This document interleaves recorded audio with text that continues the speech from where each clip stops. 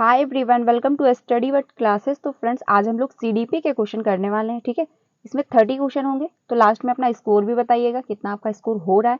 ये जो है क्वेश्चन, ये पेपर 2 के हैं, क्योंकि आप में जो सीडीपी होती है वो पेपर 1 की भी सेम है एंड पेपर 2 की भी सेम है। बहुत सारे ऐसे क्वेश्चन होते हैं जो पेपर 1 में भी पूछे जाते हैं एंड पेपर 2 में भी वही पूछे जाते हैं। तो आज हम लोग पेपर 2 के क्वेश्चन करने वाले हैं, क्योंकि थोड़ा सा क्या रहता है, पेपर 2 जो होता है उसका थोड़ा सा पूछने का तरीका जो है थोड़ा बहुत चेंज होता है। तो इस वजह से दोनों पेपर की प्रैक्टिस इनफ कर लेनी है, चाहे पेपर 1 का पेपर देने जा रहे हो या पेपर 2, दोनों आपके जो है बेस्ट होने चाहिए। तो इसमें आप जो है आज हम लोग डिस्कस करने वाले हैं पेपर 2 के पेपर, यानी इसमें 30 क्वेश्चन होंगे। ठीक है, पूरा एक सेट में डिस्कस करूंगी, पेपर 2 का है।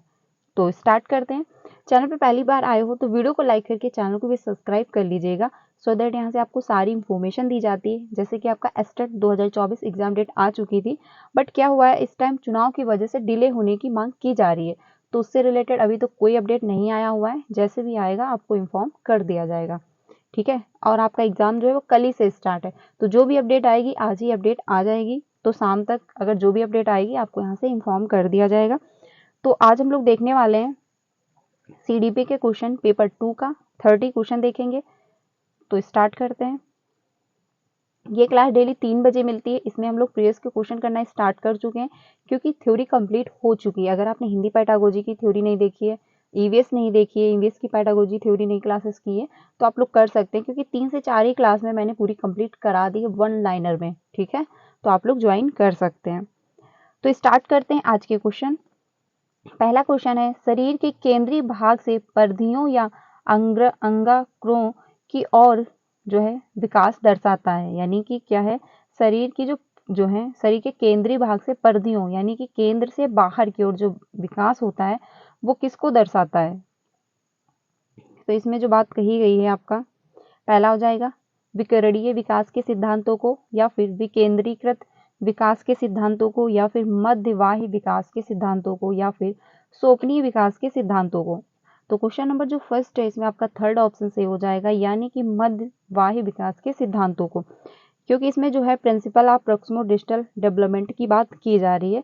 क्योंकि केंद्र से बाहर की ओर, और जहाँ पे केंद्र से बाहर की ओर डेवलपमेंट हो रहा होगा वो आपका प्रॉक्सिमो डेवलपमेंट हो जाएगा। ठीक है, और वहीं पे सेफेलोकॉर्डल जो होता है वो आपका सिर से पैर की ओर जा रहा होता है। ठीक है, सिर से पैर की तरफ जो डेवलपमेंट होता है वो आपका सेफेलोकॉर्डल डेवलपमेंट कहलाता है, और जो केंद्र से बाहर की ओर हो रहा होता है वो आपका प्रॉक्सिमो डिस्टल डेवलपमेंट कहलाता है। ठीक है, तो इसमें आपका जो है मध्य बाह्य विकास के सिद्धांत हो जाएगा, या फिर जो है principle of proximo distal development हो जाएगा। ठीक है, अब ये केंद्र से बाहर की ओर होता कैसे डेवलपमेंट है, इस पे भी हम लोग बात कर लेते हैं। देखिए, केंद्र से बाहर की ओर मतलब ये होता है कि सबसे पहले क्या होता है, बच्चे की धड़कन यानी दिल में जो है धड़कन आती है। फिर क्या होता है कि उसके कंधों पे जोर आता है, फिर उसके हाथों पे जोर जाता है, फिर उसके जो है आर्म्स पे जोर आता है, फिर क्या होता है उसके फिंगर्स पे जोर आता है। तो ये क्या होता है, केंद्र से जो है बाहर की ओर जो है इस पे जोर जा रहा है, यानी कि बच्चा जो है पहले अपने कंधे मतलब कंधों पे बच्चे के जोर आएगा, फिर वो हाथ संभालना शुरू करेगा, फिर फिंगर्स का। यानी कि आपने देखा होगा जब छोटा बच्चा होता है, अगर वो बॉल पकड़ रहा है तो पूरे हाथ से पकड़ने की कोशिश करता है। क्यों? क्योंकि उसके फिंगर्स पे अभी जोर नहीं आया है। फिर धीरे धीरे क्या होता है कि वो 2 उंगली का प्रयोग करके भी बॉल को उठा लेता है, या फिर पेन को भी पकड़ना स्टार्ट कर देता है। या फिर स्टार्टिंग में जो पेन को पकड़ता है, पेंसिल को पकड़ रहा होता है, तो पूरी फिंगर्स का प्रयोग करता है, यानी पूरे हाथ का प्रयोग कर रहा होता है।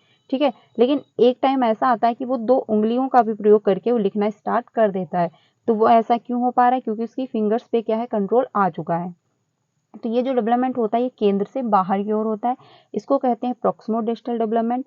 और जो जो होता है सेफेलोकॉर्डल का मतलब ही होता है कि सिर से पैर की ओर आना। यानी बच्चा पहले अपनी गर्दन संभालना सीख रहा है, ठीक है, फिर उसके कंधों पे जोर आ रहा है, फिर उसके कमर पे जोर आ रहा है, फिर बच्चा क्या हुआ, उसके पैरों पे जोर गया, फिर बच्चे ने क्या किया, खड़े होना सीखा। ठीक है, तो ये सिर से क्या है, सिर से पैरों की ओर जोर आ रहा है। ये तो नहीं कि बच्चे का सिर संभालना शुरू, यानी बच्चे का जो सिर है वो अभी संभला ही नहीं, बच्चा खड़ा होना शुरू कर दिए, ऐसा तो नहीं होता है। पहले क्या होता है, बच्चे का सिर ही संभलता है, यानी बच्चे के सिर पे ही जोर, गर्दन पे ही जोर आता है। ठीक है, तो ये जो डेवलपमेंट होता है सिर से पैर की तरफ होता है, यानी इसको कहते हैं सेफेलोकॉर्डल डेवलपमेंट। और जो केंद्र से बाहर की ओर हो रहा होता है आपका प्रॉक्सिमो डिस्टल डेवलपमेंट हो जाता है। ठीक है, तो इसमें जो है आपका थर्ड ऑप्शन सही हो जाएगा। ये दोनों ध्यान रखना, पूछ सकता है कोई भी आपसे, सिर से पैर की ओर भी डेवलपमेंट पूछ सकता है, केंद्र से बाहर की ओर भी पूछ सकता है। तो इसमें आपका थर्ड ऑप्शन सही हो जाएगा। अगले क्वेश्चन पे चलते हैं, क्वेश्चन नंबर 2 पे। स्कूल बच्चों के समाजीकरण की एक ऐसी संस्था है जहां, यानी जो सोशलाइजेशन होता है वो स्कूल में हो रहा है, तो एक ऐसी संस्था है जहां पर बच्चे का क्या डेवलपमेंट हो रहा है। पहला है प्रमुख स्थान स्कूली बच्चों का होता है, या फिर प्रमुख स्थान स्कूल की दिनचर्या का होता है, या फिर प्रमुख स्थान स्कूल की गतिविधियों का होता है, या फिर आपका होगा प्रमुख स्थान स्कूल के शिक्षकों का होता है। तो जो सोशलाइजेशन हो रहा है बच्चे का, जो समाजीकरण हो रहा है विद्यालय में, उसमें इम्पोर्टेंट जो है रोल किसका होता है, या फिर बच्चे का होता है, या फिर टीचर का, या फिर स्कूल की गतिविधियों का। क्योंकि क्या होता है कि बच्चा घर के बाद सबसे ज़्यादा टाइम विद्यालय में ही बिताता है, तो उसका सोशलाइजेशन भी जो है स्कूल में हो रहा होता है। क्योंकि ये मतलब मैटर करता है कि स्कूल का माहौल कैसा है, उसके साथी कैसे हैं, क्योंकि बच्चे का जो है घर से ज़्यादा टाइम थोड़े टाइम बाद वो विद्यालय में ही अपना व्यतीत करता है। ठीक है, तो बच्चे का सोशलाइजेशन स्कूल से भी हो रहा होता है। तो क्वेश्चन नंबर जो 2 है इसमें बात कही गई है कि समाजीकरण की एक ऐसी संस्था है जहां प्रमुख स्थान स्कूल बच्चों का होता है, यानी जो प्रमुख स्थान हो रहा है वो कौन सा है, किसका है, बच्चों का है। क्योंकि ये भी बात कही जाती है कि जो स्कूल है यानी जो सिस्टम है वो बच्चे के लिए है, ना कि बच्चा सिस्टम के लिए। तो इसलिए अगर कोई दिक्कत आ रही है लर्निंग के दौरान, तो अपने सिस्टम में चेंज लाना है, ना कि बच्चे में। ये नहीं कि अगर बच्चे को देखने में समस्या आ रही तो आप उससे कहेंगे खुद जाओ चश्मा लगवा के आओ, ऐसा नहीं। अगर बच्चे को देखने में समस्या आ रही तो आप उसको आगे बैठा देंगे, थोड़ा जो है ब्लैक बोर्ड पे बड़ा बड़ा लिख देंगे। ठीक है, तो सिस्टम में चेंज लाना है, बच्चे में चेंज नहीं लाना है, ये आपका एनसीएफ भी कहता है। और जितनी भी पॉलिसी हैं टीचिंग से रिलेटेड वो सभी यही कहती हैं कि हमको सिस्टम में परिवर्तन लाना है, ना कि बच्चे में परिवर्तन लाना है। ठीक है, बच्चे को हमको क्या करना है, अलग थलग नहीं करना है, एक में इंक्लूड करके हमको बच्चे को पढ़ाना है। आपका इंक्लूसिव एजुकेशन भी इसी बात पे जोर देता है। तो इसमें जो है स्थान जो प्रमुख होगा वो होगा बच्चे का, ना कि टीचर का और ना ही स्कूल की गतिविधियों का। ठीक है, तो इसमें क्या होगा, आपका फर्स्ट ऑप्शन सही हो जाएगा। अगले क्वेश्चन पे चलते हैं। अगला है क्वेश्चन, जब आप एक शिक्षक समूह से जुड़ जाते हैं और अपने समूह के अन्य लोगों की ही तरह जो है पोशाक धारण करने लगते हैं तो आप प्रदर्शन कर रहे होते हैं। यानी क्या है, एक जब आप एक शिक्षक के समूह में जुड़ जाते हैं, यानी आप एक किसी भी ग्रुप में जुड़ गए, जैसे आप टीचर भी हो सकता है या फिर किसी कंपनी में भी हो सकता है, तो उसकी यूनिफॉर्म निश्चित होती है कि ये यूनिफॉर्म निर्धारित है, आपको पहन के आनी है। ठीक है, तो उसमें क्या होता है, समूह के अन्य लोगों की ही तरह पोशाक धारण कर लेते हैं, यानी जो यूनिफॉर्म होती है वो आप ही पहनना स्टार्ट कर देते हैं। तो यह प्रदर्शन जो कर रहे हैं ये क्या हो रहा है, समूह की पहचान कर रहे हैं, इसकी वजह से समूह की आज्ञाकारिता है, या फिर समूह निर्देश अनुपालन, या फिर समूह की अनुरूपता है। तो क्वेश्चन नंबर जो थर्ड है इसमें आपका 4 ऑप्शन सही हो जाएगा, यानी समूह की अनुरूपता है। यानी कि क्या है कि समूह की अनुरूपता आप कर रहे हैं, कि जैसे भी मतलब जो यूनिफॉर्म निर्धारित की गई है आप उसको पहन के आ रहे हैं, तो उससे क्या होगा, एक जैसे आप इंक्लूड होंगे, आप अलग थलग महसूस नहीं करेंगे। इसीलिए क्या होता है, आपने देखा होगा हर विद्यालय में यूनिफॉर्म डिसाइड होती है कि ये यूनिफॉर्म पहन के आपको आनी है। वो इसलिए कर दी जाती है निर्धारित, चाहे बच्चा किसी भी बैकग्राउंड से हो, उसकी आर्थिक चाहे जैसी भी हो, जब यूनिफॉर्म एक निर्धारित है, चाहे आपकी आर्थिक स्थिति बहुत अच्छी हो या आपकी आर्थिक स्थिति बहुत अच्छी ना हो, लेकिन यूनिफॉर्म अगर सब पहन के बच्चे आ रहे तो क्या होगा, स्कूल में ऐसा लगेगा कि सब एक जैसे हैं, सब बराबर हैं। तो इस वजह से क्या होता है, स्कूल में इसी वजह से यूनिफॉर्म निर्धारित की गई है कि बच्चे सभी एक प्रकार के हैं, सभी पहन के आएंगे। जब एक ही यूनिफॉर्म पहन के आएंगे तो उसमें ये नहीं रहेगा कि हाँ ये ऊंची कास्ट के हैं, ये नीची कास्ट के हैं, या फिर इनकी आर्थिक स्थिति अच्छी है, किसी भी बैकग्राउंड से हो वो मैटर नहीं करता है। तो इस वजह से क्या होता है, यूनिफॉर्म निर्धारित की जाती है। अगर यूनिफॉर्म ना हो तो जो जिनकी भी आर्थिक स्थिति बहुत अच्छी है तो वो अच्छे कपड़े पहन के आएंगे, बट जिनकी भी आर्थिक स्थिति बहुत अच्छी नहीं है, अच्छे बैकग्राउंड से नहीं है, वो बिलोंग करते, तो वो उस हिसाब से कपड़े पहन के आएंगे। तो क्या होगा, बच्चों में कंपटीशन आएगा और बच्चों में थोड़ी हिंसा की भावना आएगी।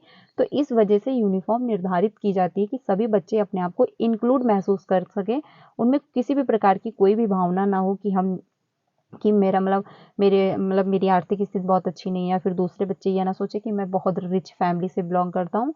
तो इस वजह से है यूनिफॉर्म निर्धारित की गई है कि सभी बच्चे एक जैसे हों, इंक्लूड करें, अपने आप को महसूस ना करें कि हम अलग थलग हैं। इस वजह से क्या है, यूनिफॉर्म निर्धारित की गई है।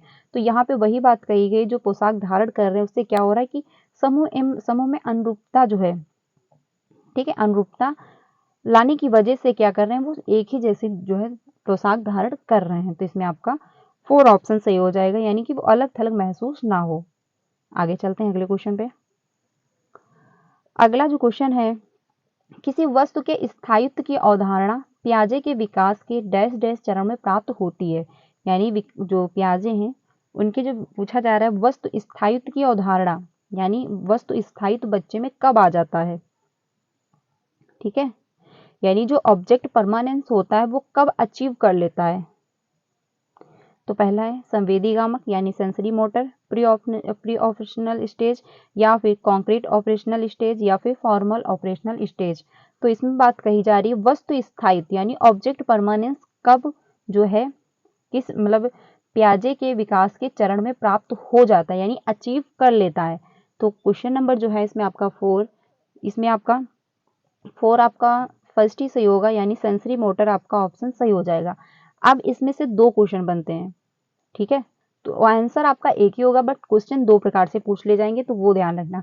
देखिए इसमें बात कहेगी ऑब्जेक्ट परमानेंस जो है संवेदीगामक चरण में प्राप्त हो जाता है, यानी कि अचीव कर लेता है। इस क्वेश्चन में ये बात कही गई। लेकिन क्या होता है इसी में जो है ऑब्जेक्ट परमानेंस अचीव नहीं भी हो पा रहा होता, लैग कर रहा होता है। वो कब होता है, जैसे कि जब बच्चे का जन्म होता है 2 से मान लीजिए 6 महीने तक बच्चा मतलब 0 से लेकर के 6 महीने तक जब बच्चा होता है तो उसमें ऑब्जेक्ट परमानेंस नहीं होता है, लैग कर रहा होता है। यानी कि छोटे बच्चे होते हैं, अगर वो 6 महीने 7 महीने के हैं, तो अगर आप उनसे कोई खिलौना ले लेते हैं तो वो समझते हैं कि जो मतलब ऑब्जेक्ट है डिजर्व नहीं कर रहा है, यानी out of side out of mind वो नहीं समझ पा रहे होते हैं। उनको उनके सामने जो वस्तु है वो उनको फिर सिर्फ देख रहे हैं, उनको महसूस कर रहे हैं। बाकी अगर कोई खिलौना उनसे छीन लिया जाए, मतलब हटा दिया जाए, तो वो उसको नहीं ढूंढेंगे। क्यों? क्योंकि उसमें क्या है ऑब्जेक्ट परमानेंस लैक कर रहा है। ठीक है, लेकिन वहीं पे जब क्या होता है कि जब बच्चा 6 माह के बाद जब आता है वही 1 साल के पास, यानी 9 महीने या फिर 1 साल में जब बच्चा पहुंच जाता है, तो ऑब्जेक्ट परमानेंस ये अचीव होने लगता है। ठीक है, यही जब बच्चा पहुंच जाता है, मान लीजिए 1 से 1.5 साल आप रख सकते हैं, जब 1 से 1.5 साल में बच्चा पहुंचता है तो क्या होता है कि जो है ऑब्जेक्ट परमानेंस अचीव हो चुका होता है। अगर आप बच्चे से आप वस्तु कोई उसका खिलौना है अगर आप उठा के रख देते हैं तो बच्चा उसको ढूंढने की कोशिश करता है। उसको ये लगता है कि out of side out of mind वस्तु है, अगर उसके सामने नहीं भी है तब भी वो वस्तु ऑब्जर्व कर रही है। ठीक है, वो डिजर्व कर रही है। तो इस वजह से बच्चा, आपने देखा होगा कि जब बच्चा 1.5 साल का होता है, 1-1.5 साल का बच्चा होता है, तो वो खिलौना ढूंढने की मतलब कोशिश कर देता है, यानी वो ढूंढना स्टार्ट कर देता है अगर आपने कोई खिलौना छुपा दिया है। लेकिन वहीं पे जब बच्चा 1 साल के अंदर ही होता है तो वो वस्तुओं मतलब खिलौने को ढूंढता नहीं है। अगर उसके सामने है तो वो खेल लेगा, अगर सामने नहीं है तो वो नहीं खेलेगा। ठीक है, वो समझता है कि out of side out of जो वस्तु है out of side out of mind नहीं है। ठीक है, तो जो ऑब्जेक्ट परमानेंस होता है इसी में लैक भी करता है, यानी स्टार्टिंग के कुछ महीने में लैक करता है और उसके बाद में 1 साल के बाद जो है यही अचीव भी हो जाता है। तो ये ध्यान रखना, अगर आपसे पूछ ले लैक करता है तब भी आपका सेंसरी मोटर होगा, अगर अचीव पूछ रहा है तो भी आपका सेंसरी मोटर ही होगा। ठीक है, तो आई होप आप लोगों को समझ में आ गया होगा। तो इसका आंसर चाहे जैसे भी पूछे, लैक कर रहा हो या फिर अचीव हो रहा हो, इसमें आपका फर्स्ट ही ऑप्शन सही हो जाएगा। ठीक है, तो ये ध्यान रखना, ये क्वेश्चन इंपॉर्टेंट है, पूछ लेता है, क्योंकि यहाँ पे कंफ्यूजन क्रिएट होती है कि अचीव कर रहा है या फिर लैक कर रहा है। ठीक है, बाकी आपका जो है प्री ऑपरेशनल स्टेज जो हुआ, इसकी जो सेंसरी मोटर है ये आपका 0 से लेकर 2 वर्ष माना गया है पियाजे के अकॉर्डिंग, और ये आपका 2 से 7 वर्ष है, और ये आपका 7 से 11 वर्ष है, ये 11 से 15 वर्ष है। ठीक है, प्री ऑपरेशनल स्टेज में क्या होता है कि बच्चा जो होता है वो अहम केंद्रित होता है, यानी वो सिंबल के थ्रू सीखना स्टार्ट कर देता है। सेंसरी मोटर की एक विशेषता भी है कि लक्ष्य निर्देशित व्यवहार बच्चा करना शुरू कर देता है। वो कौन सी स्टेज है, तो आपका सेंसरी मोटर स्टेज हो जाएगा। ये क्वेश्चन ध्यान रखना, अगर आपसे पूछ ले कि कौन सी स्टेज में बच्चा लक्ष्य निर्देशित व्यवहार करना शुरू कर देता है, तो आपका सेंसरी मोटर हो जाएगा। ठीक है, तो ये भी ध्यान रखना। वो कैसे, जैसे कि मान लीजिए अगर आपने कोई खिलौना या बॉल रख दी, बच्चा यहाँ पे बैठा है, तो उसको एक लक्ष्य बना करके वो धीरे धीरे धीरे करके उसको पाने की कोशिश करता है। ठीक है, तो ये जो होता है आपका सेंसरी मोटर में ही स्टार्ट हो जाता है। तो ये भी ध्यान रखना है किसकी विशेषता आपके सेंसरी मोटर की है। अब जो प्री ऑपरेशनल स्टेज है, इसमें क्या होता है, बच्चा सिंबल के थ्रू सीखना शुरू कर देता है, क्योंकि 2 से 7 वर्ष की उम्र होती है, बच्चा स्टार्ट कर देता है सीखना। वो अगर उसने बॉल देखी तो उसको पता है ये बॉल है, ठीक है। उसने बैट देखी तो उसको पता है ये बैट है। अगर उसने कैट देखी तो उसको लग रहा है ये हाँ बिल्ली है। तो इस वजह से क्या होता है, वो सिंबल के थ्रू सीखना स्टार्ट कर देता है।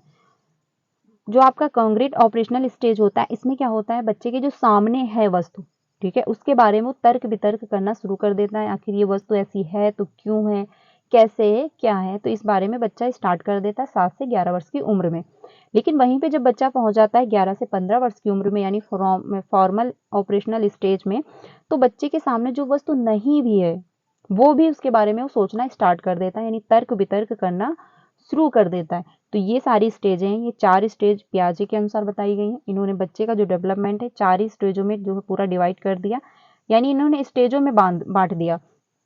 पियाजे का मानना ये था कि जो बच्चे का डेवलपमेंट है वो रुक रुक के होता है, यानी कंटिन्यूअस प्रक्रिया नहीं है, ये डिसकंटिन्यूअस है, यानी इस स्टेज में बच्चे का सिर्फ इतना डेवलपमेंट होगा, फिर जब बच्चा इस स्टेज में पहुंचेगा तो इतना डेवलपमेंट होगा, जब इस स्टेज में पहुंचेगा तो इतना डेवलपमेंट होगा। इस वजह से इन्होंने क्या किया, 4 स्टेजों में बच्चे का डेवलपमेंट बांट दिया, ठीक है। वहीं पे वाइगोस्की जो कहते हैं, उन्होंने जो डेवलपमेंट स्टेजों में नहीं डिवाइड किया, उन्होंने कहा ये निरंतर प्रोग्रेस करता रहता है जो डेवलपमेंट है।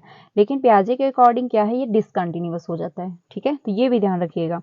बाकी ये सारे जो है ध्यान रखना, कौन कौन सी अवस्थाएं इन्होंने बताई हैं, किसकी क्या एज है और किसकी क्या विशेषताएं हैं, ठीक है। तो इसमें जो आपका आंसर होगा फर्स्ट सही है, संवेदी गामक अवस्था हो जाएगा। इसी में क्या होता है, ऑब्जेक्ट परमानेंस जो होता है अचीव भी हो रहा होता है एंड लैक भी कर रहा होता है। तो आई होप आप लोगों को समझ में आ गया होगा। अब हम लोग चलते हैं आगे अगले क्वेश्चन पे। अगला क्वेश्चन है, व्यक्तिगत शिक्षा कार्यक्रम की योजना डैश के संदर्भ में बनाई जाती है। यानी जो व्यक्तिगत शिक्षा कार्यक्रम है, यानी एजुकेशनल जो प्रोग्राम होता है वो बनाया जा रहा है आखिर किस संदर्भ में। तो पहला है विशेष शिक्षा कार्यक्रम, या फिर बाल केंद्रीय शिक्षा कार्यक्रम, या फिर मुक्त विद्यालय शिक्षा कार्यक्रम, या फिर ई अधिगम शिक्षा कार्यक्रम। तो क्वेश्चन नंबर जो 5 है, इसमें आपका 2 ऑप्शन सही हो जाएगा, बाल केंद्रीय शिक्षा कार्यक्रम। यानी कि व्यक्तिगत शिक्षा कार्यक्रम की योजना आप कैसे बनाएंगे, बाल केंद्रीय शिक्षा कार्यक्रम पर, यानी जो मेन जो आप जिसको सेंटर में रखेंगे वो बच्चा ही होगा, क्योंकि हमको क्या करना है, बच्चे को ही सब कुछ मानना है, बच्चे के अकॉर्डिंग हमको अपने मेथड में परिवर्तन लाना है। अगर बच्चे को देख के समझ में नहीं आ रहा है तो हम क्या करेंगे, लाउड रीडिंग करवा देंगे। अगर बच्चे को सुन के समझ में नहीं आ रहा तो हम कोई एक्टिविटी करवा देंगे, चार्ट के माध्यम से पढ़ा देंगे, ब्लैक बोर्ड का प्रयोग कर लेंगे, ठीक है। तो बहुत सारे रहते हैं, यानी आप अपने चेंज लाएंगे तो अपने मेथड में, ना कि बच्चे में। अगर बच्चे को समस्या आ रही है तो आप कैसे, आप अपना दिमाग लगाइए कि हमको बच्चे को कैसे इंटरेस्ट लाना है इस सब्जेक्ट में, अगर बच्चा इंटरेस्ट नहीं ले पा रहा है, ठीक है। तो क्या करना है, हमको बच्चे को केंद्र में रखना है। तो इसमें आपका 2 ऑप्शन सही हो जाएगा। अगले क्वेश्चन पे चलते हैं। अगला क्वेश्चन जो है इसी से रिलेट करता हुआ कल हम लोगों ने हिंदी पैडागोजी में किया हुआ था, वो क्लास आपको कल की मिली होगी, आप वो जाकर के देख सकते हैं। देखिए पैडागोजी जो है वो आपकी हिंदी में भी कुछ क्वेश्चन मैच करते हैं एंड कुछ क्वेश्चन ऐसे हैं जो आपको सीडीपी में भी देखने को मिलते हैं। तो इस वजह से जो हिंदी पैडागोजी है वो भी आपको अच्छे से समझनी है एंड आपको सीडीपी भी बहुत अच्छे से समझनी है। अगर आप सीडीपी अच्छे से समझ लेते हैं तो अदर सब्जेक्ट की आपकी पैडागोजी जो होती है कुछ % अच्छी हो जाती है, ठीक है। तो ये ध्यान रखना, क्योंकि बहुत सारे ऐसे क्वेश्चन है, जैसे कि आपका सीडीपी में नॉम चॉम्स्की हो गया, सीडीपी में आपके वाइगोस्की हो गए, पियाजे हो गए, ठीक है। और ये जो होता है जैसे कि इस स्टेज में बच्चा कितने वर्ड बोलना स्टार्ट कर देता, तो ये भी आपका हिंदी पैडागोजी में भी पूछा जाता है, आपका सीडीपी में भी पूछा जाता है। तो इस वजह से क्या करना है, आपको अच्छे से समझ के चलना है। और सीडीपी की पैडागोजी जो है, यानी सीडीपी जो है आप अगर अच्छे से कंप्लीट कर लेते हैं तो अदर सब्जेक्ट की आपकी पैडागोजी अच्छी हो जाती है, ठीक है। तो क्वेश्चन नंबर 6 पे हम लोग चलते हैं। इसमें बात कही गई है डैश महीनों की आयु के बीच अधिकांश बच्चे शब्दों को मिलाकर छोटे छोटे वाक्यों में बोलना शुरू कर देते हैं। कल की क्लास में हम लोगों ने देखा था 2 से 4 महीने की आयु में क्या होता है, 2 से 3 महीने की आयु में आप समझ के चलिए कि बच्चा जो आवाजें निकाल रहा है उसको क्या कहेंगे। तो उसको मैंने कल की क्लास में बताया था कि उसको कहते हैं क्विंग, यानी किलकिलाना, ठीक है। तो उसकी क्या उम्र होती है, 2 से 3 महीने में, ठीक है। और जब वहीं पे बच्चा 6 महीने का हो जाता है, यानी 6 माह का जब बच्चा हो जाता है तो क्या करता है, वो बबलिंग करना स्टार्ट कर देता है, यानी बलबलाना शुरू कर देता है। तो बलबलाना में क्या होता है कि बच्चा कुछ भी जैसे बोल रहा है, बा माँ ऐसे वर्ड स्टार्ट कर देता है बोलना जिनका कोई मतलब नहीं है, बट बच्चा बोल रहा है, ठीक है। फिर वहीं पे क्या होता है कि जब बच्चा पहुंचता है 1 से 1.5 साल में, ठीक है, तो वो क्या हो रहा है कि छोटे छोटे वाक्यों को बोलना शुरू कर देता है, ठीक है, छोटे छोटे वाक्यों को बोलना वो, यानी कि वन वर्ड वो स्टार्ट नहीं, शब्दों को जो मतलब शब्दों को बोलना स्टार्ट कर देता है जब बच्चा होता है 1 से 1.5 साल का, ठीक है, जैसे कि मम्मी, पापा, ठीक है, दादा, दादी, ऐसे वर्ड बोलना वो शुरू कर चुका होता है जब वो 1 से 1.5 साल का होता है। वहीं पे जब बच्चा पहुंच जाता है 18 से 24 साल का, यानी 24 महीने का, सॉरी, यानी कि वो 1.5 से 2 साल के बीच में जब हो रहा होता है, तो वो छोटे छोटे वाक्यों को बोलना शुरू कर देता है, जैसे कि मम्मी खाना दो, पापा पैसे दो, या मुझे ये चाहिए, यानी छोटे छोटे वर्ड क्या है वो बोलना स्टार्ट कर देता है। तो उसकी जो उम्र होती है वो हो जाती है आपका जो है 18 से 24 माह का बच्चा होगा, तो वो छोटे छोटे वाक्यों को बोलना शुरू कर देगा। लेकिन वहीं पे बच्चा जब 2 से 3 महीने का है तो क्या करेगा, क्विंग यानी अजीब प्रकार की आवाजें निकालता है, ठीक है। लेकिन जब वहीं पे 6 महीने का होता है तो बच्चा जो है बलबलाना स्टार्ट कर देता है। वो बोलने की जो स्टेज है ये ध्यान रखना कौन से महीने में क्या बच्चा बोलता है, ठीक है। लेकिन फिर वहीं पे जब बच्चा 1 से 1.5 साल का होता है तो क्या करता है, वो वन वर्ड बोलना स्टार्ट कर देता है, जैसे मम्मी, पापा, ठीक है, ये वर्ड बोलना स्टार्ट कर देता है। फिर जब बच्चा 18 से 24 महीने का हो जाता है, यानी 2 साल के अराउंड जब बच्चा पहुंचता है, तो छोटे छोटे वर्क जो वाक्य होते हैं वो बोलना स्टार्ट कर देता है, ठीक है। तो ये ध्यान रखना कौन से स्टेज में बच्चा क्या बोलना शुरू कर देता है। तो इसमें आपका बी ऑप्शन सही हो जाएगा। आगे चलते हैं अगले क्वेश्चन पे। बुद्धि लब्धि आईक्यू की अवधारणा दी गई थी, यानी जो बुद्धि लब्धि आईक्यू है उसकी अवधारणा किसके द्वारा दी गई थी, तो आपका गेल्टान के द्वारा होगा, या फिर बीने, या फिर स्टर्न, या फिर टर्मन के द्वारा। तो क्वेश्चन नंबर जो 7 है इसमें आपका थर्ड ऑप्शन सही हो जाएगा, स्टर्न के द्वारा जो है बुद्धि लब्धि आईक्यू का जो है अवधारणा दी गई थी, ठीक है। तो इसमें आपका थर्ड ऑप्शन सही हो जाएगा। अगले क्वेश्चन पे चलते हैं। अगला है क्वेश्चन, सृजनात्मकता को डैश डैश की अवधारणा से संबंधित माना जाता है, यानी जो क्रिएटिविटी होती है, यानी क्रिएटिविटी इस थॉट जो है उसको आप कैसे संबंधित करेंगे, ध्रुव बौद्धिकता है, या फिर रवादार बौद्धिकता है, या फिर अविस्तृत बौद्धिक मतलब सोच है, या फिर विधिवत सोच है, यानी डाइवर्जनल थिंकिंग है, या फिर कन्वर्जनल थिंकिंग है। तो इसमें बात कही गई सृजनात्मकता यानी क्रिएटिव, यानी अगर बच्चा क्रिएटिव है, अगर उसको कोई एक प्रोजेक्ट दे दिया गया, या फिर कोई उसको होमवर्क दे दिया गया, फिर कोई कार्य करने को दे दिया गया, तो उस कार्य को करने के लिए वो अलग अलग प्रकार के मेथड प्रयोग करेगा, यानी कि बच्चे में क्रिएटिव है, यानी वो हर काम जो है अलग तरीके से करने की कोशिश करेगा, और ना ही वो कार्य करने में बोरिंग महसूस करेगा, ठीक है, उसको इंटरेस्ट आएगा, बल्कि वो हर चीज क्या करेगा, अलग तरीके से प्रेजेंट करने की कोशिश करेगा। तो क्या है, बच्चा अलग अलग दिशाओं में सोच पा रहा है। लेकिन अगर वहीं पे क्या होता, बच्चे में क्रिएटिव ना होता बच्चा, वो अगर आपने उसको कोई प्रोजेक्ट दे दिया तो वो सेम वैसे कॉपी करके आपको दे रहा है, तो उसमें क्या होगा, क्रिएटिव बच्चा नहीं कहलाएगा, तो उसमें कन्वर्जन थिंकिंग हो जाएगी, यानी वो अलग अलग पर्सपेक्टिव को नहीं समझ रहा है, इधर उधर की जो थिंकिंग अपनी नहीं लगा पा रहा है, ठीक है। लेकिन इसमें क्या है, सृजनात्मकता है बच्चे में, यानी क्रिएटिव है बच्चा, तो इसमें आपका 4 ऑप्शन सही हो जाएगा, ठीक है। यानी विविध सोच है बच्चे में, डाइवर्जन थिंकिंग है, यानी वो अलग अलग पक्ष को समझ पा रहा है, और हर पक्ष के बारे में वो सोचने की कोशिश भी कर रहा है, और हर चीजें क्या अलग तरीके से प्रेजेंट भी कर रहा है, ठीक है। तो इसमें आपका जो है 4 ऑप्शन सही हो जाएगा, यानी बच्चे में क्या है, डाइवर्जन थिंकिंग है, वो एक अगर प्रोजेक्ट पे वो अलग अलग प्रकार से जो है अपनी थिंकिंग बता पा रहा है, वो हर काम नए तरीके से करने की कोशिश कर रहा है, ठीक है। तो ये आपका डाइवर्जन थिंकिंग हो जाएगा, वो अलग अलग जो है क्षेत्र में अलग अलग तरीके से वो सोचने की कोशिश कर रहा है, ठीक है। तो इसमें आपका 4 ऑप्शन सही हो जाएगा। अगले क्वेश्चन पे चलते हैं। अगला है क्वेश्चन, किसी भाषा के स्वीकृत ध्वनि संयोजनों को इसके डैश नियमों के अंतर्गत बताया जाता है, तो आपका ध्वनि संबंधी, व्याकरणिक, वाक्यात्मक, या विभक्ति विषयक होगा। तो इसमें है आपका 9, फर्स्ट ऑप्शन से हो जाएगा ध्वनि संबंधी, ठीक है। तो इसमें बात कही गई, किसी भाषा के स्वीकृत ध्वनि संयोजक को इसके डैश डैश नियमों के अंतर्गत बताया जाता है, तो आपका ध्वनि संबंधी हो जाएगा, ठीक है, यानी फोनोलॉजिकल हो जाएगा। आगे चलते हैं अगले क्वेश्चन पे। अगला है 10, जब सोचने की प्रक्रिया किसी भाषा द्वारा प्रभावित होती है तो ऐसी स्थिति को कहते हैं, यानी क्या है, जब सोचने की प्रक्रिया यानी जो थिंकिंग है वो प्रभावित हो रही है, तो ऐसी स्थिति को क्या कहेंगे? सांस्कृतिक प्रभाव कहेंगे, भाषा निर्धारित कहेंगे, या फिर संज्ञानात्मक पक्ष कहेंगे, या फिर सामाजिक भाषाई उद्धृत कहेंगे। तो क्वेश्चन नंबर जो 10 है इसमें आपका 2 ऑप्शन सही हो जाएगा, भाषा निर्धारित आपका ऑप्शन हो जाएगा। यानी कि क्या हो रहा है, जो थिंकिंग है वो प्रभावित कर रही है भाषा को, ठीक है, किसी भाषा द्वारा प्रभावित होती है, तो भाषा निर्धारित आपका हो जाएगा। आखिर लैंग्वेज अगर प्रभावित हो रही है तो आपका क्वेश्चन नंबर 2 सही हो जाएगा, भाषा निर्धारित, इसमें आंसर आपका सही है। आगे चलते हैं अगले क्वेश्चन पे। अपने अनुभव और लक्षणों के आधार पर उपकरणों में जो है खराबी के कारण की परिकल्पना का परीक्षण कर रवि उपकरणों की मरम्मत करता है व उपयोग करता है।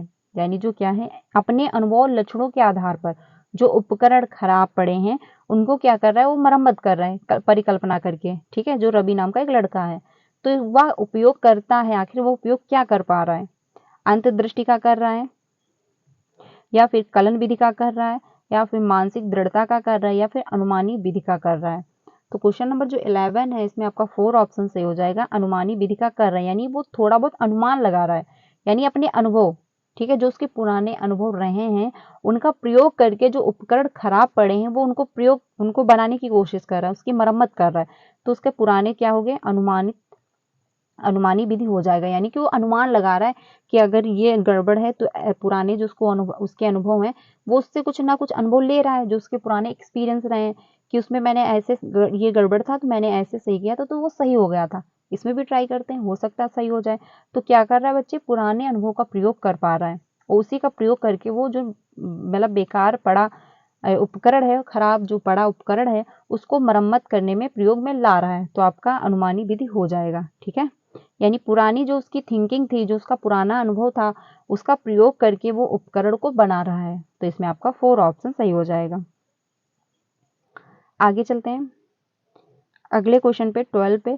दिव्या अक्सर निर्देशित कार्यों को छोटे छोटे हिस्सों में विभाजित कर आसान बना लेती है, वह उपयोग करती है, पहला है कम करने की विधि का, या फिर द्वितीय विस्तारण विधि का, या फिर उपलक्ष्य विश्लेषण विधि का, या फिर क्रियात्मक जड़ता नियामक विधि का।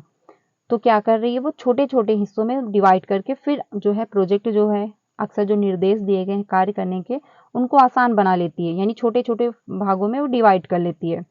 तो क्वेश्चन नंबर जो 12 है इसमें आपका 3rd ऑप्शन सही हो जाएगा, द्विविस्तारीकरण जो मतलब विस्तारण विधि है, वो क्या कर रही है, छोटे छोटे खंडों में डिवाइड करके काम आसान कर रही है, क्योंकि उसको हो सकता है बड़े बड़े प्रोजेक्ट उसको समझ में ना आ रहे हो, बड़े बड़े कार्य, इस वजह से क्या करिए, वो छोटे छोटे टुकड़ों में बांट करके काम कर रही है, तो इसमें आपका 2 ऑप्शन सही हो जाएगा।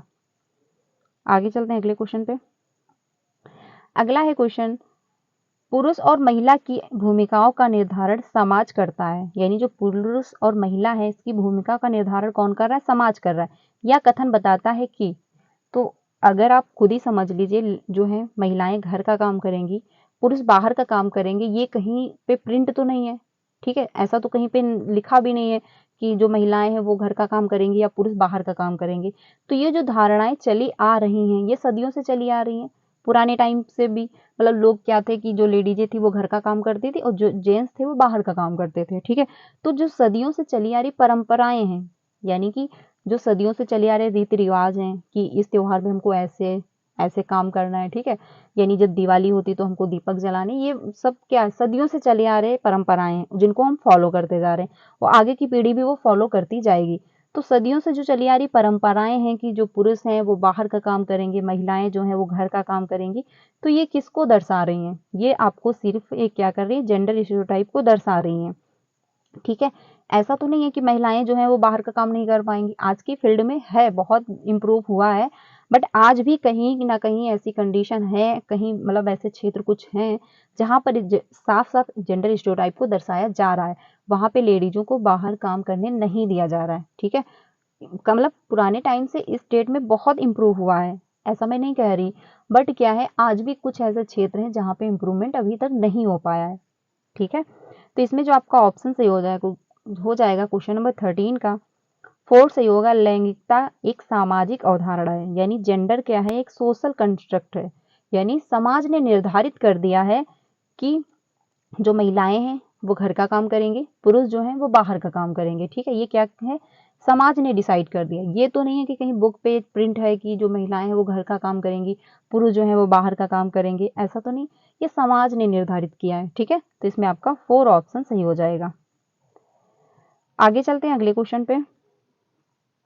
अगला है ग्रेडिंग, कोडिंग, अंक और ट्रेडिंग संचय प्रणालियां डैश डैश के कुछ उदाहरण हैं। तो पहला है परीक्षा के उत्तर पत्रों के मूल्यांकन की प्रक्रिया, कक्षा में बच्चों की स्थिति निरूपण विधि, या फिर आलेख पत्र में अकादमिक प्रगति को दर्शाने, या फिर अधिगमकर्ताओं की उपलब्धि के आकलन की गणन विधि। तो इसमें जो है आपका ऑप्शन सही हो जाएगा क्वेश्चन नंबर 14 का 4 ऑप्शन, यानी अधिगमकर्ताओं की उपलब्धि के आकलन की गणन विधि हो जाएगा। यानी आप ग्रेड दे रहे हो बच्चे को, ठीक है, और कोडिंग कर रहे हो, काउंटिंग कर रहे हो, तो क्या हो रहा है, बच्चे की जो उपलब्धि है उसका आप आकलन कर रहे हो कि हाँ इस बच्चे ने इस सब्जेक्ट में इतने नंबर लेके आया, कौन बच्चा फर्स्ट ग्रेड पे, कौन सेकंड पे आया, कौन थर्ड पे आया, तो आप ग्रेड कर रहे हो। ठीक है, तो इसमें आपका 4 ऑप्शन सही हो जाएगा। अगले क्वेश्चन पे चलते हैं। अगला है क्वेश्चन 15 क्वेश्चन बचे हुए, तो इसको लास्ट तक जरूर देखना। ये पेपर 2 है, क्योंकि कुछ लोगों का ये मानना रहता है कि पेपर 2 जो है वो पेपर 1 जो है थोड़ा बहुत सीडीपी का चेंज होता है। ऐसा नहीं है, इसीलिए मैंने पेपर 2 आज मैं डिस्कस कर रही हूँ, ताकि आपको ये समझ में आ जाए कि पेपर 1 हो या पेपर 2 हो, सीडीपी का सेम रहता है। ठीक है, कोई मतलब क्वेश्चन जो पूछने का तरीका है कुछ भी चेंज नहीं रहता है। बस क्या है, क्वेश्चन जो है वही पेपर 1 में पूछे जाते हैं, वही पेपर 2 में पूछे जा सकते हैं। अगर आपकी सीडीपी अच्छी है तो आप पेपर 1 में भी काम करेगी, पेपर 2 में भी काम करेगी। हिंदी है तो आपका पेपर 1 में भी काम करेगा, पेपर 2 में भी काम करेगा। ठीक है, तो ये डाउट मत रखना कि पेपर 1 का हमको सीडीपी सॉल्व करनी, पेपर 2 का। आपको सारे प्रयोग के क्वेश्चन करने, पेपर 1 हो या पेपर 2 हो। आगे चलते हैं अगले क्वेश्चन पे। अधिगमकर्ताओं की उपलब्धि का आकलन शिक्षकों की सहायता करता है, यानी अधिगमकर्ताओं की जो उपलब्धि है उसका आकलन करने में शिक्षक की जो सहायता कर रहा है वो कौन सा इसमें ऑप्शन कर रहा है।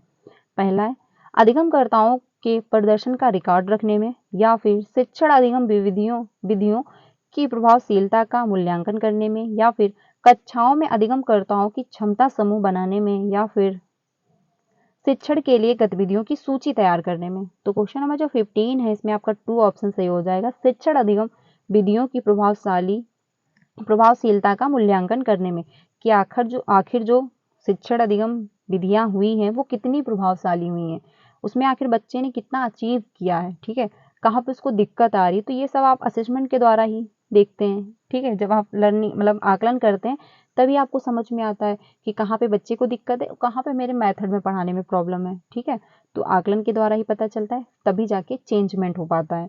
तो आकलन जो है वो टीचिंग के दौरान बेस्ट रहता है, क्योंकि आकलन के माध्यम से आपको सब कुछ यानी सब जानकारियां आपको मिल जाती हैं। तो इसमें आपका 2 ऑप्शन सही हो जाएगा।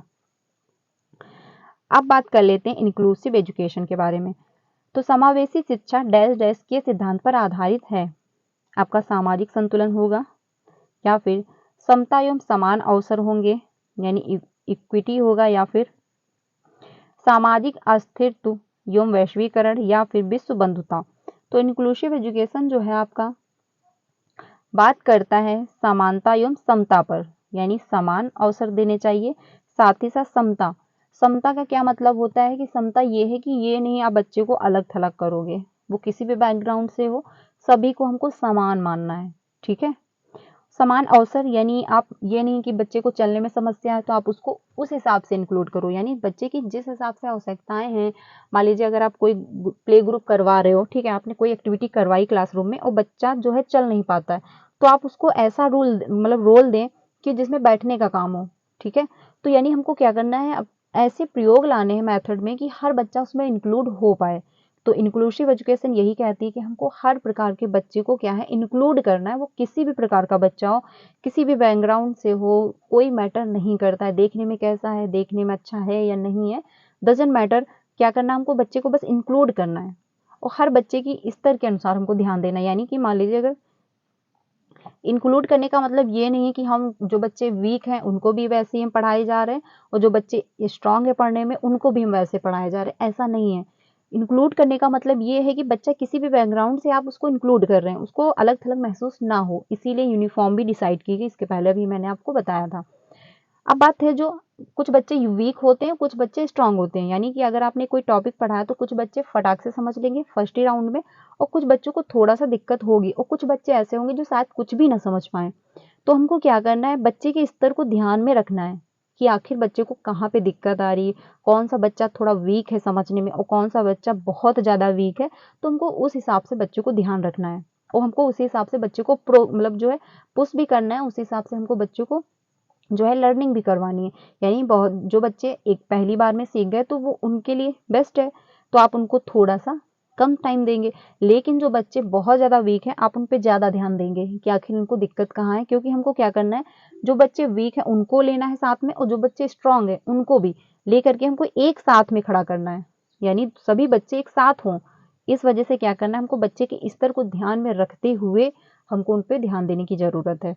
अब बहुत होमवर्क के बारे में भी होता है कि बहुत सारे टीचर क्या करते हैं, होमवर्क एक ही जैसा दे देते हैं बच्चों को, लेकिन ऐसा नहीं करना है। बच्चे को हमको ध्यान में रखना है कि बच्चा छोटा है बड़ा ABCD लिख पा रहा है या नहीं लिख पा रहा है, ठीक है। और आपने क्या दे दिया, उसको 1-2 टेबल दे दिया लिखने को, ऐसा यानी वो 1-2 लिख नहीं पाया, आपने उसको टेबल लिखना दे दिया, ऐसा नहीं। बच्चे के स्तर को हमको ध्यान में रखना है, बच्चा किस लेवल का है, बच्चे को कहाँ तक आता है, हमको वैसा होमवर्क देना है। ये नहीं सभी को एक जैसा होमवर्क दे देना है, ये भी ध्यान रखना। तो इंक्लूसिव एजुकेशन जो यही कहती है कि हमको बच्चे की नीड के अनुसार, यानी बच्चे की क्या आवश्यकताएं उस पर भी ध्यान रखना है, और फिर सारे बच्चों को एक साथ लेके चलना है, ठीक है।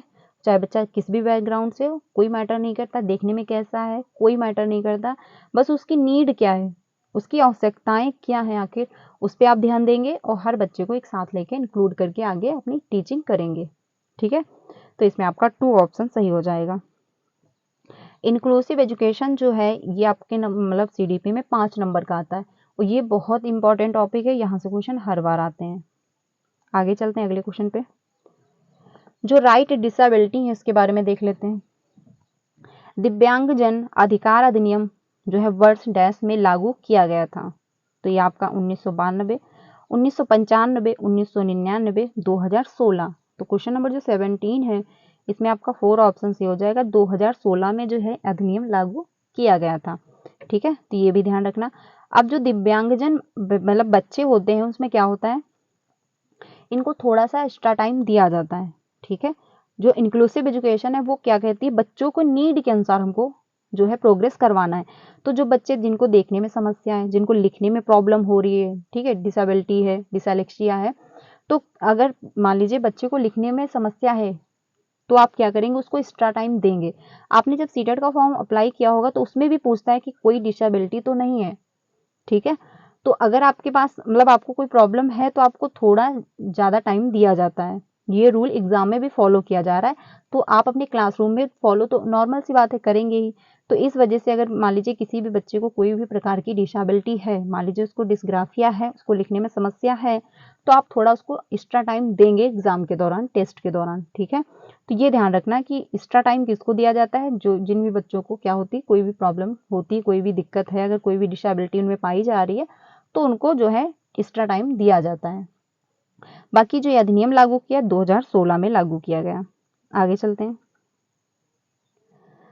अगला है क्वेश्चन, व्यक्तिगत विविधताओं वाले बच्चों को पढ़ाने के लिए ऐसे विद्यालय होने चाहिए जहां शिक्षक, यानी जो क्लासरूम है उसमें अलग अलग प्रकार के बच्चे होते हैं। ये तो नहीं 30 बच्चे हैं 30 बच्चे एक ही प्रकार के होंगे, 30 बच्चे का बैकग्राउंड भी एक ही जैसा होगा, 30 बच्चे का जो आर्थिक स्थिति वो भी एक ही जैसी होगी, और 30 बच्चे एक ही जैसे दिख भी रहे होंगे, ऐसा तो नहीं होता।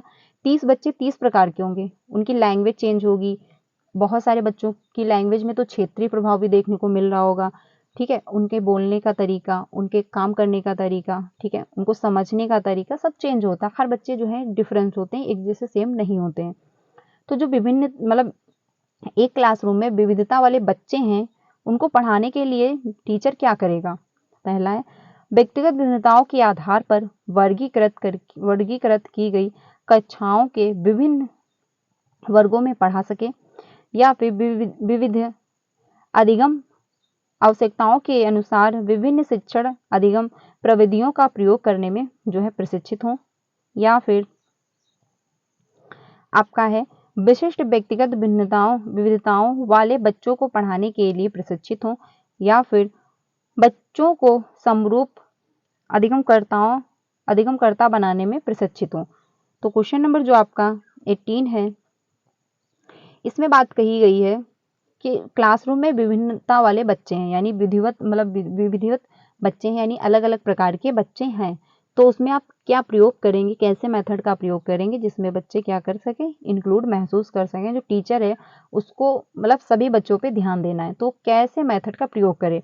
तो इसमें आपका 2 ऑप्शन सही हो जाएगा, यानी विधिवत अधिगम आवश्यकताओं के अनुसार विभिन्न शिक्षण अधिगम प्रविधियों का प्रयोग करने में प्रशिक्षित हो, यानी कि बच्चे की नीड के अनुसार हमको ध्यान रखना है और वैसे ही शिक्षण अधिगम की प्रविधियां जो है अपनानी है। यानी किसी बच्चे को अगर देख के समझ में नहीं आ रही, मान लीजिए किसी बच्चे को सुन के समझ में नहीं आ रहा है, तो आप उसको देख के लिख रहे हैं, वो देख के पढ़ रहा है। अगर बच्चा सुनने में उसको समस्या है तो आप थोड़ा लाउड बोल रहे हैं या फिर उसको आगे बैठा देंगे। अगर बच्चे को पढ़ के समझ में नहीं आ रहा तो कोई एक्टिविटी के माध्यम से समझा देंगे। ठीक है, तो यानी मेथड प्रयोग करना है, कोई चार्ट का प्रयोग कर लेंगे, कोई एक्टिविटी करा देंगे, तो अलग अलग मेथड होते हैं टीचिंग के, तो आप उसमें चेंज लाएंगे, ना कि बच्चे में। ठीक है, तो 2 ऑप्शन आपका सही हो जाएगा। आगे चलते हैं अगले क्वेश्चन पे। अगला है निःशुल्क एवं अनिवार्य बाल शिक्षा अधिकार अधिनियम 2009 दिव्यांग बच्चों की निःशुल्क शिक्षा के अधिकारों को सुनिश्चित करता है। तो इसमें जो बात कही गई थी, यानी निःशुल्क शिक्षा जो है 2009, जो दिव्यांग बच्चे हैं उनको कहाँ तक जो है फ्री शिक्षा देनी है। 6 से 18 वर्ष होगा, या फिर 3 से 18 वर्ष, या फिर 6 से 14 वर्ष, या फिर 6 से 12 वर्ष, 22 वर्ष। तो क्वेश्चन नंबर जो 19 है, इसमें आपका फर्स्ट ऑप्शन सही हो जाएगा, 6 से 18 वर्ष। अब यहाँ पे एक पॉइंट ध्यान रखना और भी ज्यादा जरूरी है, वो क्या कि जो दिव्यांग बच्चे हैं उनको तो टाइम दिया गया है, यानी उनकी जो आयु है 6 से 18 वर्ष, उनको निःशुल्क और फ्री शिक्षा देनी, अनिवार्य शिक्षा देनी है। ठीक है, लेकिन वहीं पे अगर आप जिस बच्चे में कोई भी प्रकार की डिसेबिलिटी नहीं है, किसी भी प्रकार का फिजिकली तौर पे, माइंडली तौर पे वो डिस्टर्ब नहीं है, अच्छा खासा फिट है, तो उसको क्या है 6 से 14 वर्ष की शिक्षा दी जाती है। यानी 6 से 14 वर्ष की आयु में बच्चे को निःशुल्क शिक्षा दी जाती है। ठीक है, निःशुल्क एवं अनिवार्य शिक्षा जो दी जाती है, अगर बच्चे में किसी भी प्रकार की कोई डिसेबिलिटी नहीं है तो 6 से 14 वर्ष हो जाएगा। लेकिन अगर वहीं पे बच्चे में किसी भी प्रकार का बच्चा दिव्यांग है, कोई किसी भी प्रकार की उसमें डिसेबिलिटी है, तो 6 से 18 वर्ष हो जाएगा। ये ध्यान रखना, क्वेश्चन को अच्छे से समझ लेना, क्योंकि दिमाग में ये फीड रहता है कि 6 से 14 वर्ष फ्री एवं निःशुल्क शिक्षा है। ठीक है, तो अगर दिव्यांग पूछ लेगा तो वो वहां पे गड़बड़ी होगी। तो इस वजह से क्वेश्चन को समझना, क्वेश्चन को पहले अच्छे से पढ़ना कि आखिर दिव्यांग तो नहीं पूछ रहा है। अगर दिव्यांग पूछ रहा है तो आंसर चेंज हो जाएगा, अगर ऐसे दिव्यांग नहीं दिया गया है तो आपका 6 से 14 वर्ष हो जाएगा। ठीक है, अगर यहीं पे दिव्यांग ना दिया होता तो आपका वो 3 ऑप्शन सही हो जाता, यानी थर्ड ऑप्शन आपका सही हो जाता। लेकिन यहाँ पे पूछ लिया दिव्यांग, तो आपका फर्स्ट ऑप्शन हो जाएगा। ठीक है, तो ये सारे पॉइंट जो है वो ध्यान रखना। आगे चलते हैं 20 पे। 20 जो है विविध अधिगमकर्ताओं के लिए सुगम्य जो है स्वरूपों में शिक्षण अधिगम सामग्रियां प्रदान करने का तात्पर्य डैश से है। तो इसमें आपका ऑप्शन जो है पहला है सार्वभौमिक समावेशी शिक्षा के नैतिक विचार, या फिर शिक्षण व्यावसायिकता की सार्वभौमिक संहिता, या फिर शिक्षण के सार्वभौमिक मानववादी दृष्टिकोण, या फिर अधिगम की सार्वभौमिक संरचना। ठीक है, तो क्वेश्चन नंबर जो 20 है इसमें आपका 4 ऑप्शन सही हो जाएगा, अधिगम की सार्वभौमिक संरचना। तो इसमें आपका 4 ऑप्शन आपका सही हो जाएगा। आगे चलते हैं अगले क्वेश्चन पे। अगला है स्वजागरूकता एवं संज्ञानात्मक क्षमताओं का नियंत्रण, जैसे योजना बनाना, समीक्षा करना और संशोधन करना इत्यादि डैश में अंतर्निहित है। आपका पहला है केंद्रीकरण, संज्ञान बोध, संज्ञान और समायोजन। तो क्वेश्चन नंबर जो 21 है इसमें आपका 2 ऑप्शन सही हो जाएगा, संज्ञान बोध। ठीक है, जो आप क्या कर रहे हो, स्वजागरूकता एवं संज्ञानात्मक क्षमताओं का नियंत्रण, जैसे आप योजना बना रहे हो, समीक्षा कर रहे हो, संशोधन कर रहे हो, तो ये कैसे कर पा रहे हो, यानी आप किसी भी प्रोजेक्ट पे, किसी भी घटना पे तर्क वितर्क आखिर कर रहे हो तो कैसे कर पा रहे हो, अपने दिमाग का ही प्रयोग करके कर पा रहे हो ना। तो आपका इसमें क्या हो जाएगा, इसमें आपका मेटाकॉग्निशन हो जाएगा, यानी आप कल्पना कर रहे हो, संज्ञान थिंकिंग अबाउट थिंकिंग अगर आप कर पा रहे हो तो आपका संज्ञान बोधक हो जाएगा। ठीक है, इसमें आपका टू ऑप्शन सही हो जाएगा, यानी कि आप तर्क वितर्क कर रहे हो, थिंकिंग अबाउट थिंकिंग आपके दिमाग में चल रही हैं, तो ये आपका संज्ञान बोधक हो जाएगा। इसमें आपका टू ऑप्शन सही हो जाएगा। आगे चलते हैं अगले क्वेश्चन पे 22 पे। 22 जो है, जब बच्चे प्राप्त की गई सूचनाओं की व्याख्या करने के लिए अपने अनुभवों के आधार पर सोचते हैं तो उसे डैडस कहते हैं। यानी कि जो बच्चे क्या हैं, जो बच्चों ने सूचनाएं प्राप्त की, ठीक है, उसकी व्याख्या करने के लिए अपने अनुभव के आधार पर सोचते हैं, यानी कि वो कुछ अपना भी अनुभव बनाते हैं। जैसे कि मान लीजिए अगर आपको किसी घटना के बारे में पता चले, ठीक है, तो आप उस घटना के बारे में जब आपको पता चलता है तो आप एक अपनी भी समझ बनाते हैं कि शायद ऐसे ना होकर कि ऐसे हुआ होगा, ठीक है, ये सभी की मतलब थिंकिंग होती है। तो वैसे जो बच्चे होते हैं उनको अगर किसी भी बारे में पता चलता है या भी जो भी उनकी सूचनाएं उनको प्राप्त होती हैं टीचिंग के दौरान या फिर उनकी रियल लाइफ से, तो उससे भी वो क्या करते हैं, एक अपनी समझ बनाते हैं। जैसे कि छोटे मान लीजिए एक छोटा बच्चा है, एक छोटी सी लड़की है, उसको चाय बनाने उसने माँ से अपनी सीख लिया, लेकिन अब वो चाय माँ ने जैसे बताया वो सेम तो वैसे नहीं रिपीट करेगी, उसमें थोड़ा सा अपना दिमाग लगाएगी कि हाँ हमको चीनी कितनी मात्रा में डालनी है, चाय पत्ती कितनी मात्रा में डालनी है। तो उसमें क्या कर रही है बच्ची बच्ची अपना एक समझ बना रही है, अपना एक अनुभव उसमें जो है वो लगा रही है। तो क्या हो रहा है, एक बच्चा हुआ या फिर कोई व्यक्ति हुआ, अगर उसको कोई सूचना मिली है, कोई दुर्घटना घटित हुई है, कुछ भी अगर कोई सूचना कैसी भी प्रकार की उसको अगर मिली है, तो उसमें एक वो अपनी समझ बनाएगा। जैसे कि आप मूवी देखते हो तो मूवी जब एंड हो जाता है तो आप उसमें एक अपनी समझ बनाते हैं, ठीक है, हर व्यक्ति अपनी एक समझ बनाता है किसी भी दुर्घटना के दौरान या फिर कोई भी सूचना अगर उसको प्राप्त हो रही है तो, ठीक है। तो वही इसमें बात कही गई कि बच्चा क्या कर रहा है, जो भी उसको सूचना प्राप्त हुई है उसकी व्याख्या करने पर वो अपने अनुभव के आधार पर सोच पा रहा है, वो यानी कि अपना उसमें अनुभव लगा रहा है, ठीक है, यानी अपनी एक समझ उसमें बना पा रहा है। तो इसमें आपका ऑप्शन कौन सा सही हो जाएगा, प्रतिक्रियावादी सोच है, या फिर सृजनात्मक यानी जो है क्रिएटिव बच्चा है, या भी एब्स्ट्रैक्ट थिंकिंग है, या फिर जो है कॉन्क्रीट थिंकिंग है यानी मूर्त सोच है।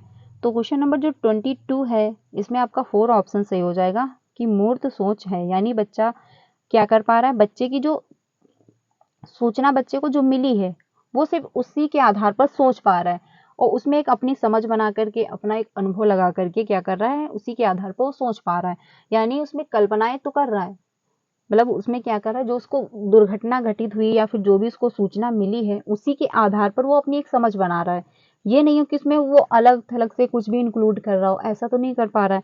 तो इसमें आपका 4 ऑप्शन सही हो जाएगा, यानी कि जो उसको सूचना मिली उसी के आधार पर कुछ अपने अनुभव इंक्लूड करके वो सोच पा रहा है। तो इसमें आपका 4 ऑप्शन सही हो जाएगा। आगे चलते हैं अगले क्वेश्चन पे। अगला है क्वेश्चन, ये मैं आपको फिर से थोड़ा सा एक्सप्लेन करती हूँ क्योंकि यहाँ पे आपको कंफ्यूजन हो रही होगी। देखिए इसमें बात ये कही गई, जैसे आप ऐसे समझिए अगर आपने एक मूवी देखी, ठीक है, मूवी जब खत्म हो गई तो आपने उसमें एक समझ मतलब मूवी के दौरान जो आपको एक अनुभव मिला, वो आपने अनुभव जो लिया उसके दौरान फिर आपने एक अपनी खुद की एक सोच बनाई कि हाँ ये जो मूवी ऐसे नहीं ऐसे थी, ठीक है, लेकिन उसमें आपने कुछ एक्स्ट्रा तो इंक्लूड नहीं कर दिया। तो अगर आपने कोई एक्स्ट्रा इंक्लूड नहीं किया तो आपका अब्स्ट्रैक्ट थिंकिंग नहीं होगा, क्योंकि अब्स्ट्रैक्ट थिंकिंग क्या होता है कि कल्पना करना, जो आपके सामने नहीं है आप उसके बारे में भी सोच पा रहे हो, लेकिन इसमें जो है बच्चे की जो सूचना मिली है यानी जो उसके सामने है स्थित उसी के आधार पर वो अपनी समझ बना रहा है। तो इसमें आपका 4 ऑप्शन सही हो जाएगा, ठीक है, ये ध्यान रखना क्योंकि कंफ्यूजन क्रिएट होती है। आगे चलते हैं 23 पे, अधिगमकर्ताओं को व्यक्तिगत क्षमता के आधार पर उनकी कठिनाइयों के विभिन्न स्तरों को ध्यान में रखते हुए पढ़ाने की विधि को डैश कहा जाता है, यानी कि बच्चे जो है बच्चे की जो व्यक्तिगत क्षमता होती है उसमें कठिनाइयां होती है, यानी कि हर बच्चे की सीखने की जो क्षमता है वो अलग अलग है। ये तो नहीं कि हर बच्चा एक ही स्पीड में सीखता जा रहा है, ऐसा नहीं। क्लासरूम में 30 बच्चे तो 30 प्रकार के बच्चे होंगे, उनको 30 तरीके की मेथड से सिखाना पड़ेगा और वो हो सकता है एक बार में कुछ बच्चे सीखे, एक बार में कुछ बच्चे सीख भी ना पाए। तो हमको हर बच्चे की क्षमता के अनुसार हमको क्या करना है, कठिनाइयों के विभिन्न स्तरों को ध्यान में रखना है कि आखिर बच्चे को कहाँ पे दिक्कतें आ रही हैं, ठीक है। तो इसमें आपका पहला है विवेदी अनुदेशन होगा, या फिर चयनित अनुदेशन होगा, या फिर सटीक शिक्षण होगा, या फिर त्रुटिहीन अनुदेशन होगा। तो क्वेश्चन नंबर जो है आपका 23, इसमें आपका फर्स्ट ऑप्शन सही हो जाएगा,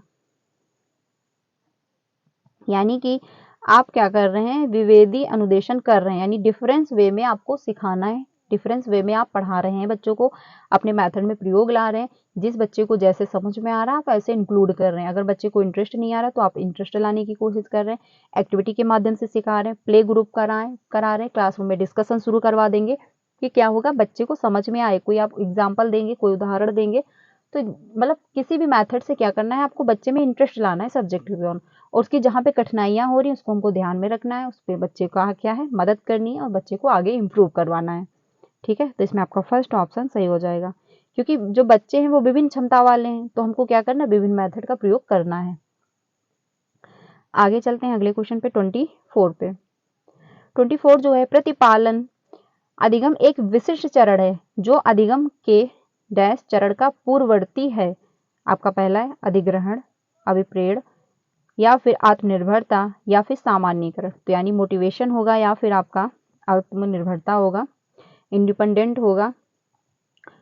तो क्वेश्चन नंबर जो 24 है इसमें आपका 4 ऑप्शन सही हो जाएगा, यानी सामान्यीकरण, क्योंकि प्रतिपालन अधिगम का एक विशिष्ट चरण है जो अधिगम के जो है सामान्यीकरण चरण का पूर्ववर्ती है। तो इसमें आपका 4 ऑप्शन सही हो जाएगा। आगे चलते हैं, जोजोंग के अनुसार देख लेते हैं। जोजोंग का यह मानना है कि संज्ञान और भाव डैश होते हैं, अन्योश्रित होते हैं, स्वतंत्र होते हैं, अंतर संबंधित होते हैं या एकीकृत होते हैं। तो क्वेश्चन नंबर जो 25 है इसमें आपका सही हो जाएगा 2, स्वतंत्र होते हैं। अब ये कैसे, क्योंकि बाकी तो सभी ये कहते हैं कि जो संज्ञान है और जो भावनाएं हैं, यानी जो आपका कॉग्निटिव डेवलपमेंट है, इमोशनल जो डेवलपमेंट है, ठीक है, सोशल डेवलपमेंट है, तो ये सभी तो एक दूसरे से इंटर रिलेटेड होते हैं, सभी कहते हैं और सभी एक दूसरे को प्रभावित भी करते हैं। ये बात तो सही है, बट जो जोजोंग है ये मानते हैं कि ये एक दूसरे से क्या है, स्वतंत्र है, एक दूसरे को प्रभावित नहीं कर रहे हैं। यानी जो आपका संज्ञान है, जो आपका कॉग्निटिव डेवलपमेंट है और आपके जो इमोशन है वो एक दूसरे को प्रभावित नहीं करते हैं, वो अलग चल रहे हैं, वो अलग चल रहे हैं। ये क्या है, जोजोंग के अनुसार। अगर आपसे क्वेश्चन में ये पूछ ले कि जोजोंग के अनुसार, क्योंकि अगर पूछेगा तो मतलब जोजोंग का नाम दिया होगा, ठीक है, तो ये ध्यान रखना। अगर क्वेश्चन में अगर पूछ रहा है तो जोजोंग का नाम दिया होगा। अगर अकॉर्डिंग टू जोजोंग पूछ ले तो आपका क्या होगा, संज्ञान और जो भाव हैं यानी जो भावनाएं हैं वो स्वतंत्र हैं। लेकिन अगर क्वेश्चन में जोजोंग ना दिया हो तो आप ये मत लगाना, क्या लगाना, एकीकृत हैं, ठीक है, यानी इंटर रिलेटेड हैं। क्योंकि आप ऐसे मानिए, अगर आप किसी भी दिन माइंडली डिस्टर्ब हैं, आपको आपका सर दर्द हो रहा है, तो आप फिजिकली तौर पे भी वर्क नहीं कर पाएंगे और आप सोशली भी बहुत अच्छे से इन्वॉल्व नहीं हो पाएंगे, लोगों से बहुत अच्छे से बात नहीं कर पाएंगे और शायद हो सके कि आप इमोशनली भी बहुत अच्छे से ना रहें, ठीक है, आपकी फीलिंग्स जो है वो भी कंट्रोल में ना हो, आप उस टाइम शायद परेशान भी हो। तो क्या हो रहा है कि ये जो मेंटल डेवलपमेंट है, जो कॉग्निटिव डेवलपमेंट है, जो फिजिकल डेवलपमेंट है, तो सभी एक दूसरे को प्रभावित कर रहे हैं। जो आपका सोशल डेवलपमेंट है, सभी एक दूसरे को प्रभावित कर रहे हैं। अगर आप किसी दिन सोशली बहुत अच्छे से लोगों से इंटरेक्ट नहीं हो पाए हैं, अच्छे मान लीजिए किसी से बात कर रहे थे, आप अच्छे से बात नहीं कर पाए या फिर कुछ भी बातचीत हो गई, तो आप उस दिन डिस्टर्ब रहते हैं, यानी आपका दिमाग भी डिस्टर्ब रहता है, आपके इमोशन भी डिस्टर्ब रहते हैं। तो सभी जो है विकास के जो जो पक्ष हैं वो एक दूसरे को प्रभावित करते हैं, यानी जो डेवलपमेंट है उसके सारे पक्ष एक दूसरे को प्रभावित कर रहे हैं, उस सारे पक्ष एक दूसरे से जुड़े हुए हैं। लेकिन जोजोंग कहते हैं कि जो है जो डेवलपमेंट है ना तो संज्ञान प्रभावित कर रहा है ना भावनाएं एक दूसरे को प्रभावित कर रही, क्या है, एक दूसरे से स्वतंत्र है। तो ये ध्यान रखना, अगर क्वेश्चन में जोजोंग दिया हो तो स्वतंत्र लगाना, अगर जोजोंग नहीं दिया है तो आप एकीकृत लगाएंगे, यानी इंटर रिलेटेड होते हैं, ठीक है, तो ये ध्यान रखना।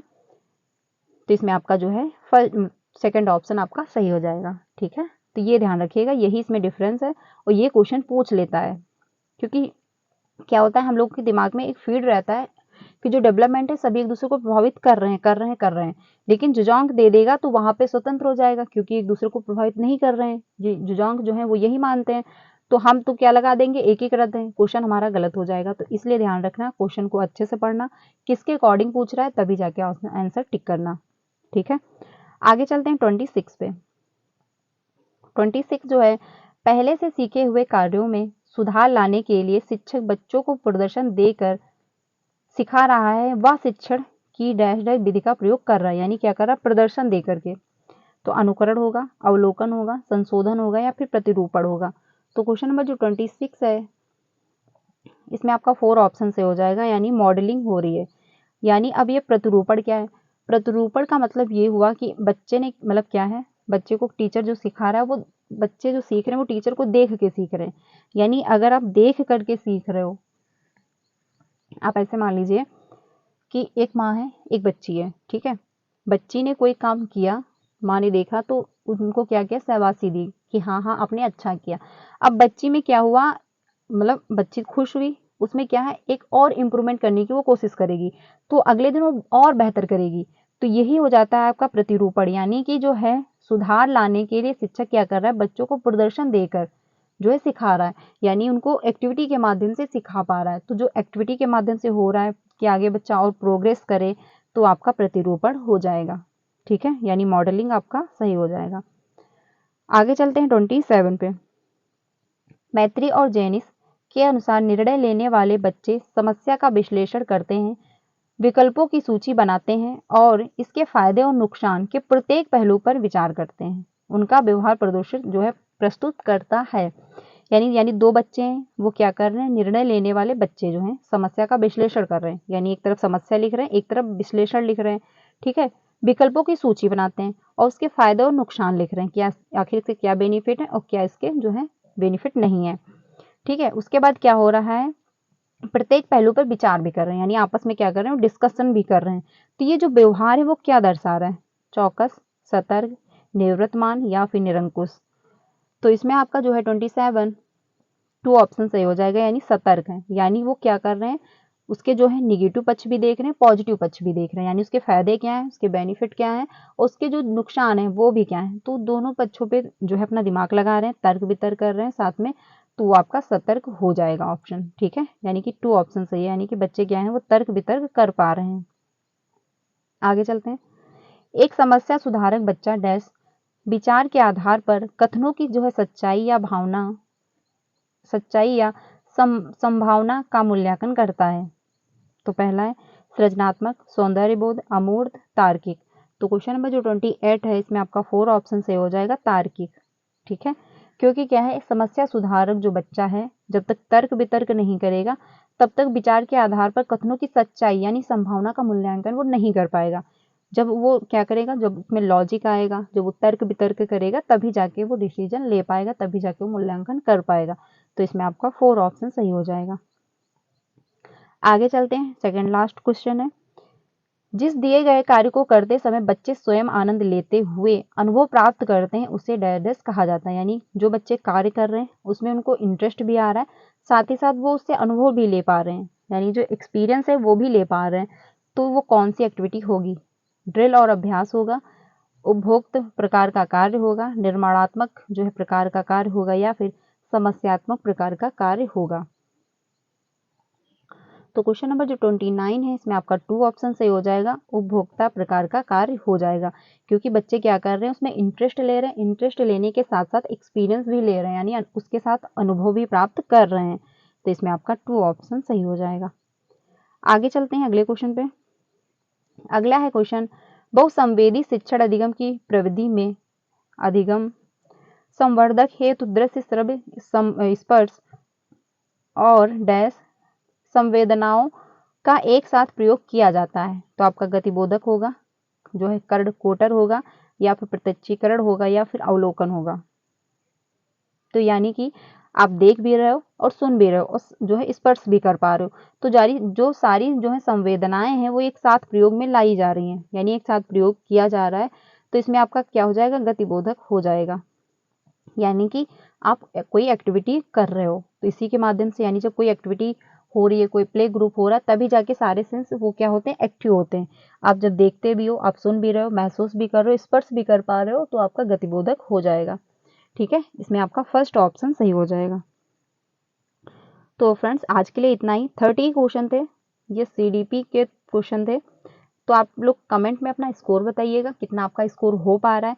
स्कोर बताने से आपको क्या होगा, एनालिसिस होगा कि आपका कितना जो है स्कोर बन पा रहा है और कौन से सब जो मतलब कौन से टॉपिक में आपको दिक्कत हो रही है। क्योंकि ये प्रीवियस के क्वेश्चन है, मतलब जो प्रीवियस के क्वेश्चन होते हैं, मतलब सारे टॉपिक से क्वेश्चन उठाए जाते हैं, ठीक है, CDP में। तो आपको ये समझ में आएगा कि CDP में हमको कौन से टॉपिक पे दिक्कतें आ रही है और कितना हमारा जो है तैयारी है, कितना हमारा स्कोर बन पा रहा है। तो इसलिए आप लोग कमेंट में अपना स्कोर बताइएगा। साथ ही साथ ये क्लास डेली 3 बजे मिलती है, तो आप लोग डेली ज्वाइन करिएगा। कल हम लोग जो है ईवीएस करने वाले हैं या फिर मैथ पेडागोजी करेंगे, ठीक है। तो कल की क्लास को ज्वाइन करना। 5 बजे जो क्लास है वो बहुत ज़्यादा इंपॉर्टेंट मिलने वाली है, क्योंकि इसमें हम लोग प्रीवियस के क्वेश्चन करने वाले हैं। क्योंकि क्लासेस बहुत ज़्यादा हो चुकी है, तो इस वजह से क्या है, प्रीवियस के क्वेश्चन करेंगे। तो प्रीवियस क्वेश्चन करने से आपको ये समझ में आएगा कि आपकी तैयारी कहाँ तक हो गई है, ठीक है। तो 5 बजे की क्लास जो है उसमें भी आपको प्रीवियस के क्वेश्चन मिलने वाले हैं, तो वो क्लास ज्वाइन करना। उसमें हम लोग सोशल साइंस के क्वेश्चन करेंगे। अगर आप बीपीएससी की प्रिपरेशन कर रहे हैं तो डेली 2 बजे की क्लास ज्वाइन करना। उसमें हम लोग इंडियन नेशनल मूवमेंट टॉपिक शुरू कर चुके हैं, जो कि बहुत इंपॉर्टेंट है, वहाँ से क्वेश्चन आते हैं। तो वो क्लास आप लोग ज्वाइन करना। आपको कल की क्लास में इंडियन नेशनल मूवमेंट की क्लासेस 2 मिल चुकी हैं, आप लोग वो ज्वाइन करिए। आपको आज जो है 2 बजे की क्लास में इंडियन नेशनल मूवमेंट की क्लास मिली होगी, तो वो भी आप लोग ज्वाइन कर सकते हैं। तो आज के लिए इतना ही रखते हैं।